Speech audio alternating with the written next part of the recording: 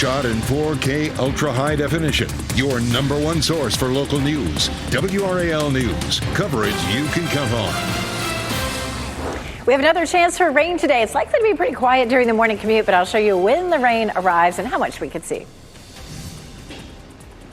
Trees down after storms. This is a live look in Raleigh, where crews are working to clean up this morning the damage from the latest round of storms. And keeping kids cool. Air conditioning will be an important part of your child's classroom when school begins. Today, we'll learn more about how Wake County Schools is making sure that AC is working. Annual battle this time of year and into the winter as well when it gets cold, right? Absolutely. Hope they keep it together here. 4:30 the time right now on Tuesday as we get it started. I'm Jeff Hogan. And I'm Renee Chu. The AC will certainly be running today, and you may need the umbrella and rain gear. Once again, meteorologist Elizabeth Gardner tracking when we'll see showers today. Elizabeth. Another very tropical feeling day like it was yesterday. You'll feel that when you step outside. Right now, we're not seeing anything really falling across our viewing area, but we still have a lot of moisture in the atmosphere and a similar pattern to yesterday. We have a low risk for flooding. That's what we had yesterday, but we definitely had pockets of some heavy rain, especially right here in downtown Raleigh. Coming up, we'll talk about how much rain we saw yesterday and how much more we could end up seeing today. We'll take a look at the timeline for that rain, and we're pretty quiet this morning. There's 8 a.m. without much rain, maybe a little bit beginning to creep in. But between 8 and lunchtime, we may start to see more rain developing across the area, definitely into the early part of the afternoon. And then once we get into the evening hours, we may start to see that dissipating a little bit. So again, just like Renee and Jeff said, keep that umbrella handy because you may need it. Here's a look at the tropics. Of course, we continue to watch Tropical Storm Erin. Interestingly enough, it looks a little less organized than it did yesterday, but it is likely to continue to organize. It has winds at 45 miles per hour, moving a little faster than it did yesterday, west at 22 miles per hour. And then the forecast track remains basically the same. It's just going to move all the way across the Atlantic and maybe start a little bit of a turn by 8 p.m. on Saturday. It could be a major hurricane. Coming up, we'll talk about what some of our long-range computer models have to say. Right now, a fallen tree is blocking part of the road near 5 Points. WRAL Breaking News Tracker was at that scene last night when the tree fell during storms, and Ali Kadlabar is live there this morning. Ali, the crews are cleaning up that scene.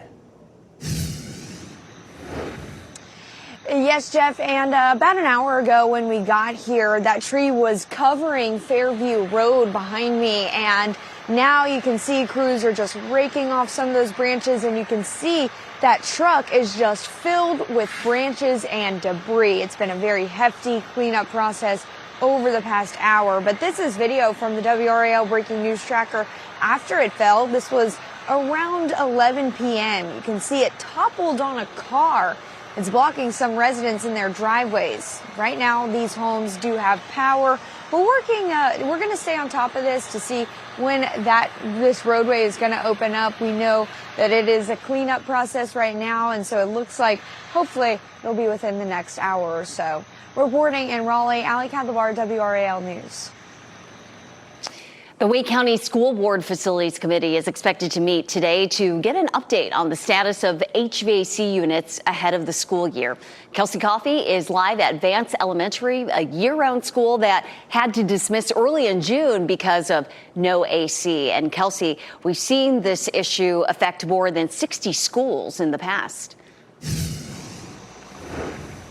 Yes, Michelle, we have. So Vance Elementary is just one of the schools here in Wake County that has had some HVAC issues. So earlier this year, back in June, they had to dismiss early for a day because the AC stopped working during the first heat wave of the summer.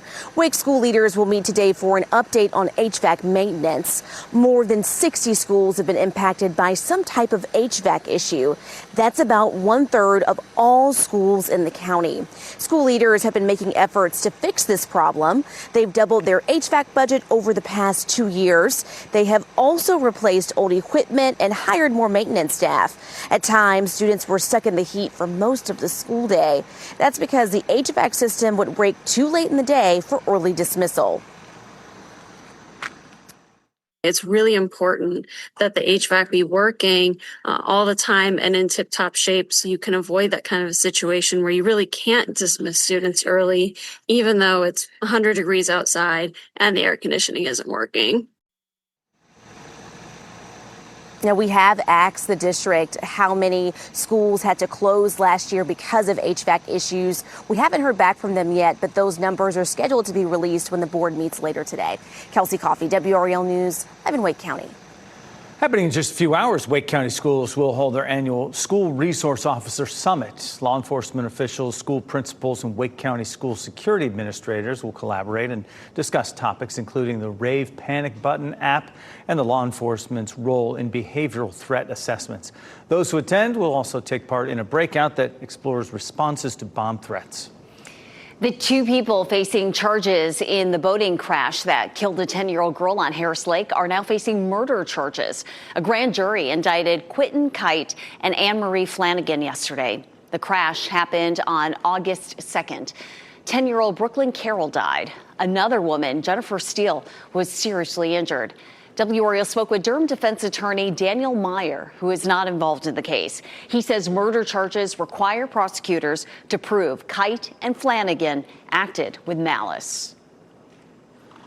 Normally in something like this, it would either be a felony death or something like that. For it to be second-degree murder, the DA has seen something that he thinks rises above the typical accident, even an impaired driving accident. Kite is also facing DWI charges in the crash. Flanagan is facing similar charges for allowing Kite to operate her boat under the influence. Meyer says if they're convicted, they could each face more than 10 years in prison. The Carroll family weighed in on the new murder charges, writing in a statement, "We extend our sincere thanks to law enforcement officials and the district attorney's office who've been diligently working on our case." Tropical storm Erin has killed at least 6 people on the island nation of Cape Verde off the West African coast. The storm has brought heavy rain, thunderstorms, and intense lightning. Local officials say 4 children are among the dead. Forecasters expect this storm to become the first hurricane of the 2025 Atlantic season. The newly redesigned WRAL weather app is a great way to track rain and storms locally and in the tropics. The app is free to download. Just be sure to turn on the push notifications so you can get the latest weather updates. This morning, a new report will give us an idea of if and when the Federal Reserve will cut interest rates this year. The Consumer Price Index measures price changes for the goods and services we buy every day. July CPI is expected to show a quicker rise in prices than in June.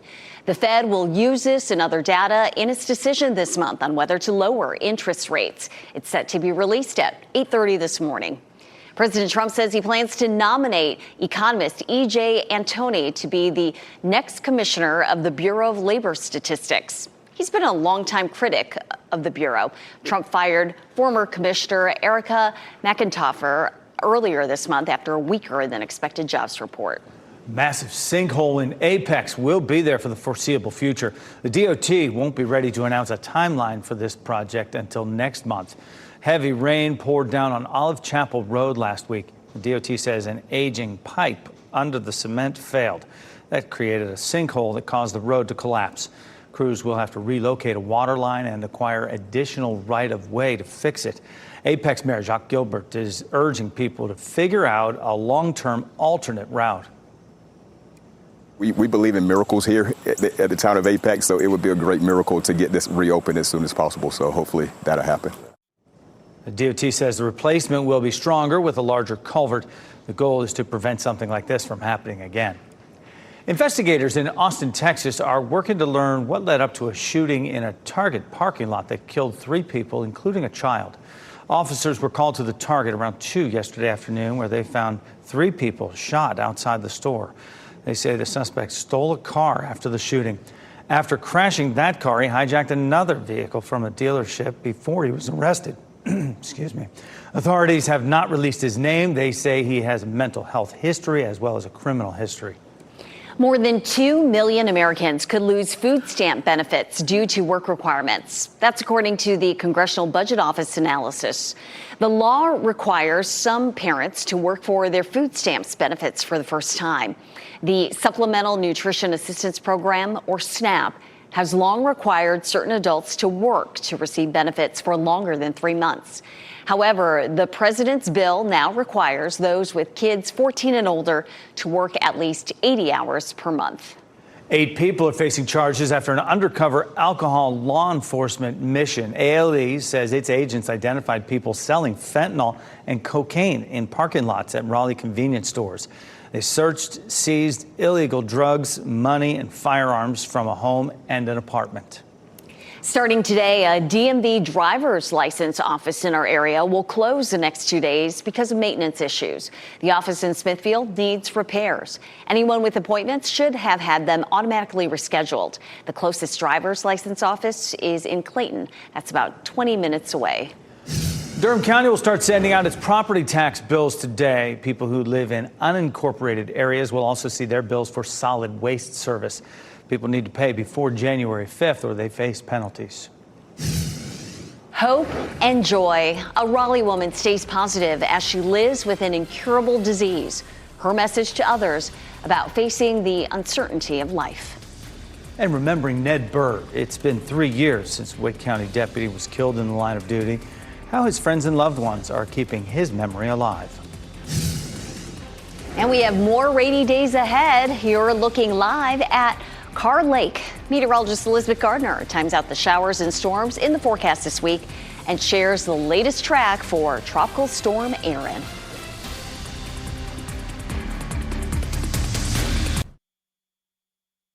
From the WRAL Severe Weather Center, North Carolina's most experienced team of meteorologists. And right now the radar is quiet, but as we get closer to lunchtime and into the afternoon, we're likely to have some storms redeveloping. This is a look at our timeline. This morning, just a 20% chance. It's possible around 8 or 9 that we could begin to see a little bit of development. But closer to lunchtime, it's 50%, and then in the afternoon, 60%. Pretty similar to yesterday in terms of the timeline. And we still have a lot of moisture in the atmosphere, so I can't promise you that somebody isn't going to see those heavy downpours that we saw yesterday. Certainly a possibility. 72 in Wilson, 73 Durham, 73 in Fayetteville. It feels very tropical out there. It's warm. It's sticky. You'll notice that walking the dog. But early this morning, you shouldn't have to worry too much about rain. Because of clouds, we're cooler again today. We're going to keep it in the mid-80s. But of course, if you're walking the dog this evening, there could be some lingering rain. Raleigh's the top U.S. city for job opportunities and earning potential, according to a new study. The tech company Checker looked at the largest U.S. metro areas in labor force growth, percentage of open jobs, real personal income, and zero growth income. Raleigh ranked number 1 because of tech and life science industries. The Nashville area came in second, and get this, New York City came in at number 42.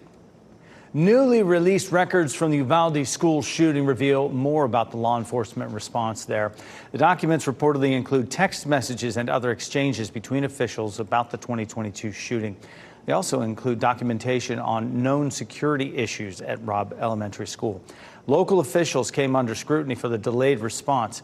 There were hundreds of officers inside the school, but no one confronted the shooter for more than an hour. 19 children and 2 adults were killed. Friends of Wake County Deputy Ned Bird are remembering him 3 years after his death. They held a triathlon Sunday. It raised more than $2,500 for Spikes K9. That's a group that trains police dogs and provides bulletproof vests for them. Also this week, the DOT plans to dedicate a bridge in Bird's honor. Bird was shot and killed on August 11, 2022, after stopping a truck on the side of a Wake County road. He was shot 4 times. Brothers Arturo and Alder Marine Sotelo are charged with his murder. Their trials are set for next year. 2 years ago, Whitford Wooten was preparing to teach a new class of preschoolers, and now she's starting her hospice journey at just 33 years of age. She has ALS, a disease with no cure. WRAL health reporter Grace Hava sat down with her. They spoke candidly about her hopes for the future and why joy is a choice. How do you live a lifetime in just 2 years? It's a question Olivia Whitford Wooten has a simple answer for. You try and make the most of every single day. After being diagnosed with ALS, that's what the Raleigh 33-year-old has done, visiting as many college football stadiums as possible. Spreading laughter. She's more flexible than I thought. And saying, I love you, whenever she can. I kind of was like, okay, let's start doing all of these things before I am, in a wheelchair, have to get a feeding tube. And I'm really grateful and thankful that I've been able to do them. All of it to make memories, to replace the days she won't get. Put you on hospice when you have 6 months or less. So that's what we were told. It's a reality the family has faced once before, when Wooten's father passed away from ALS in 2017. It's a lot to process. Not very many families go through the process of losing a spouse and a daughter. Despite knowing what lies ahead, Wooten says happiness is a choice. When you think about your future now, how do you approach that? With joy, and I know that this world is very temporary, and my home is in heaven, and so my goal is to approach each day and try and share the gospel with as many people as possible. All while fighting for more time. 6 months. And the chance to check off her biggest bucket list item. We're hoping longer. Yet. Yes, my sister is due in December, so I really want to meet him. So that's the goal. In Wake County, Grace Haba, WRAL News. Battle, that is. Genetic testing for ALS, which expanded since Wooten's father was diagnosed from the ability to look for 2 genes to now 44. Still, tests show Wooten is not a carrier of any of them, and the cause of her condition is unknown. Well, we thank her for sharing her story, and our hearts go out to the family. A reminder to make the most of every day. Meteorologist Elizabeth Gardner in the WRAL Severe Weather Center. Today could be a rainy one, Elizabeth? We're looking at similar conditions to yesterday. When you walk outside, you'll feel it. It feels very tropical out there. We have cloudy skies. We don't have any rain falling right now, but as we get into the next few days, the next several hours, we're going to end up seeing that potential. This is a look at how much rain we saw yesterday, especially right here in Raleigh, the central part of Wake County. We ended up with about 3 inches and a lot of flooding. I'm looking at social media, seeing so many pictures of flooding around Raleigh. We had pockets of really heavy rain in a lot of places, but you can see just how scattered that is. Down south of Fayetteville, it was 3 inches. North of Clinton, 2 inches. Down in the northern part of Wayne County, 2.5 inches.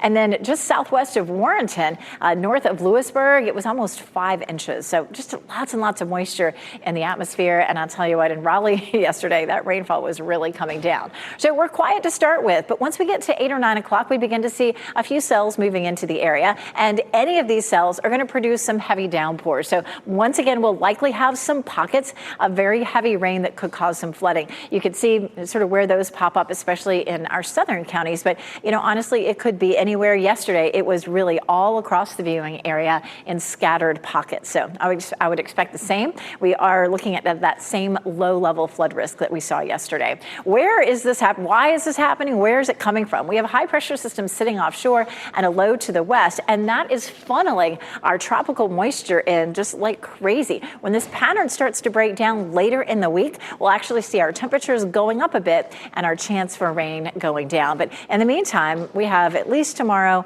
and then once we get into maybe Thursday and Friday, we start to see this pattern breaking down. The yellow shaded areas are 2 inches, so for the next several days total, we could easily see widespread 2-inch totals, and then just to the west, maybe up to an inch or so. Here's a live look at Goldsboro this morning. It is damp there and cloudy. 73 is our temperature. Our dew point is 72. We'll take another quick look at our temperatures this afternoon. Looking at mid-80s. We're not likely to see a lot of sunshine, but we'll still see those temperatures warming up. And the heat index climbs to triple digits Friday and Saturday, and probably Sunday too. Quick look at the tropics. Of course, we take another look at Erin, which is moving to the west at 22 miles per hour. It moved over the Cape Verde Islands, where it did cause some damage, and unfortunately, a few people died as that storm moved through. It will continue to trek westward, potentially becoming a major hurricane as it approaches the Caribbean by the weekend. Coming up, we're going to talk about what that could look like at our beaches. If you have plans this weekend, it's not likely to be a big impact, but we'll take a look at it. Also looking at some hot conditions for this weekend as well. Thanks, Elizabeth. Stories from a legendary director. And we're getting a first look at an epic documentary capturing the life of Martin Scorsese.